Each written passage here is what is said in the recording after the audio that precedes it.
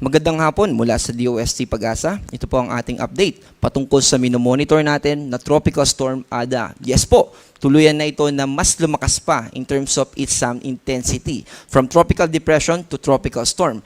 At kapag at least tropical storm po yung bagyo ay binibigyan po ito ng international name at sa case po nitong si Bagyong Ada, ang international name po nito ay Nokaen.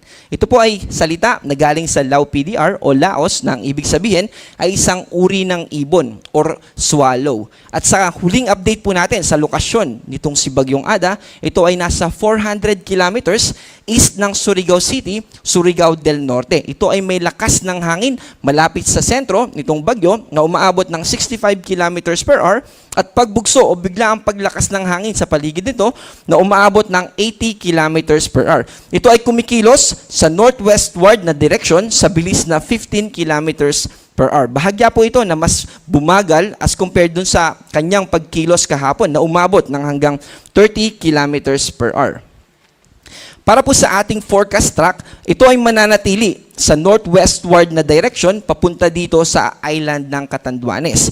At yung time na kung saan pinakamalapit ito sa ating kalupaan ay by Saturday and Sunday, lalo na po dito sa Bicol region. Pero by Friday ay magkakaroon na rin po ito ng epekto dito sa Eastern Visayas. Mananatili naman, base dito sa ating latest bulletin, yung intensity nito na tropical storm. Pero hindi natin inaalis yung posibilidad na mas lumakas pa ito into severe tropical storm. Ang kaakibat naman nito ay hanggang signal number 3. So sa kasalukuyan, yun yung ating worst case scenario. And by Monday, magbabago naman yung direksyon ng kanyang paggalaw from northwestward ay magiging northeastward, papalayo na sa ating kalupaan. Ito naman yung area na kung saan ay meron malalakas na hangin na kaakibat itong si Bagyong Ada na at least 39 kilometers per hour. At dahil nga po dito sa papalapit na si Bagyong Ada ay may nakataas na tayo ng mga signal number 1 pero dahil sa distansya niya sa ating kalupaan ay hanggang signal number 1 pa rin yung ating issuance. Sa mga susunod na bulletin natin habang papalapit ito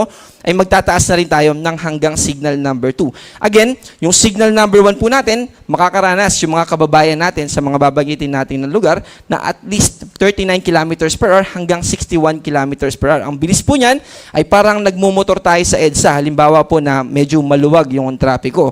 At meron din po tayo dito na lead time na 36 hours. Ibig sabihin, kapag nakataas po sa signal number 1 ay hindi agad-agad ay makakaranas tayo ng malalakas na hangin. Kundi meron pong lead time para po makapaghanda tayo. Dito nga po yan sa eastern portion ng Camarines Sur, eastern portion din ng Albay, sa probinsya ng Catanduanes, Sorsogon, yung buong Samar Island, Northern Samar, Samar at Eastern Island, kasama din yung probinsya ng Biliran, eastern portion ng Leyte at Southern Leyte, kasama ang Dinagat Islands, Surigao del Norte at ganun din sa Surigao del Sur.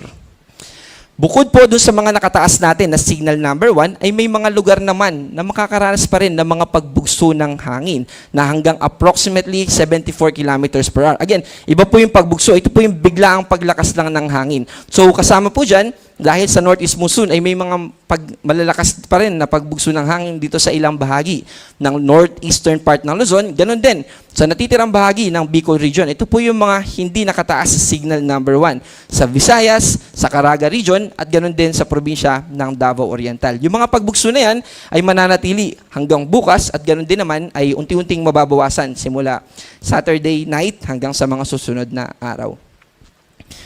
Para naman sa ating babala, patungkol sa malalakas na pag-ulan, meron po tayong weather advisory. At dito po, ito po yung mga probinsya na makakaranas ng at least 50 to 100 millimeters. Gusto po rin natin i-inform yung mga kababayan natin na hindi 100% talagang makakaranas tayong lahat ng 50 to 100 millimeters. Ito po yung ating forecast. At ito po ay babala din natin. At ang ibig pong sabihin ng amount na yan ay posible yung mga localized floodings. O halimbawa po, yung mga lugar natin, konting ulan lang ay binabaha na, posible po na bahain tayo. And posible rin po yung mga landslide na mangyari, lalo na dun sa mga talagang landslide prone area. At dito po, yung mga probinsya ng Northern Samar, Samar, Eastern Samar, ganun din sa probinsya ng Biliran, Leyte, Southern Leyte, Dinagat Islands, Surigao del Norte, at Agusan del Norte. Yung binabanggit po natin na 50 to 100 millimeters ay starting 5 p.m. today hanggang bukas po ng 5 p.m. Pero simula naman bukas ng 5 p.m.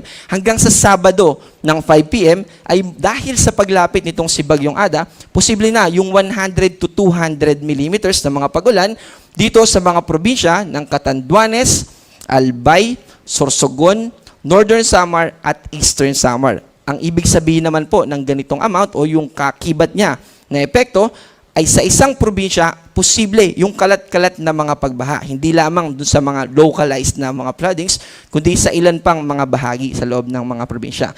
And nananatili na 50 to 100 naman sa mga probinsya na nakakulay dilaw.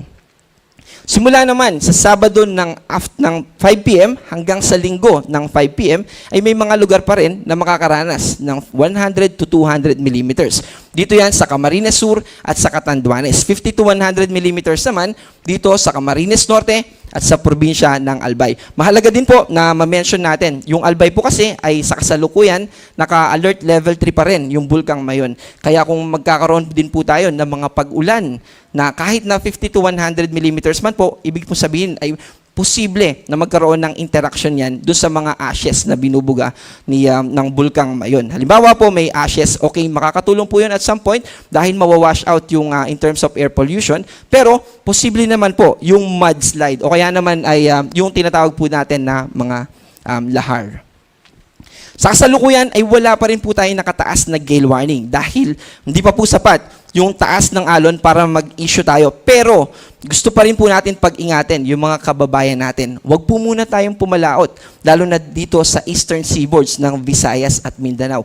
Posible pa rin po na umabot ng hanggang 4 meters yung taas ng alon na pwede nating ma-encounter kapag pumalaot tayo, kapag nangisda tayo. Kaya patuloy na mag-ingat po tayo at umantabay din sa mga i-issue, lalo na kapag nagtaas na po tayo ng gale warning. Posible po, mamayang gabi or bukas tayo mag-i-issue. Again, gusto po natin kahit na paulit-ulit po tayo sa ating paalala, gusto po natin na i-inform yung mga kababayan natin na maghanda po tayo. Kahit sa household level, sa ating pamilya, maghanda po tayo ng emergency kit at alamin din po natin yung mga lugar, halimbawa flood prone area, yung kinatitirikan ng ating bahay o kaya naman landslide prone area, ay maghanda po tayo at lumikas po tayo kung kinakailangan. Sumunod po tayo. And after all, kaya naman po natin gustong ibigay yung mga paalala na ito, ay gusto po natin na mabawasan o maiwasan yung mga further damages, hindi lang sa buhay natin, kundi ganun din sa ating mga properties or ari-arian. At yan po yung ating update patungkol sa ating minomonitor na si Tropical Storm Ada. Ako po si John Manalo. Ang panahon ay nagbabago, kaya maging handa at alerto.